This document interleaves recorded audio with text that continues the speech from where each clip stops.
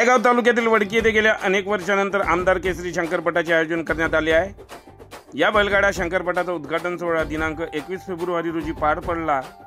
पुढील 2 दिवस ही स्पर्धा चालू राहणार आहे। या स्पर्धेचे उद्घाटन भारतीय जनता पार्टीचे माजी जिल्हाध्यक्ष राजूभाऊ डांगे, भाजपा तालुका अध्यक्ष चित्तरंजन कोले, माजी सभापती प्रशांत तायडे, जिल्हा सरचिटणीस अनिल राजूरकर, सामाजिक कार्यकर्ता संजय काकडे, श्रीरंग चापले यांच्या उपस्थितीत संपन्न झाले।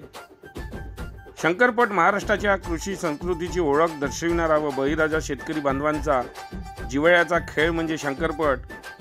बैलगाडा हा मातीतला खेळ वडकी परिसरातील शेतकरी बांधव अनुभवणार आहे।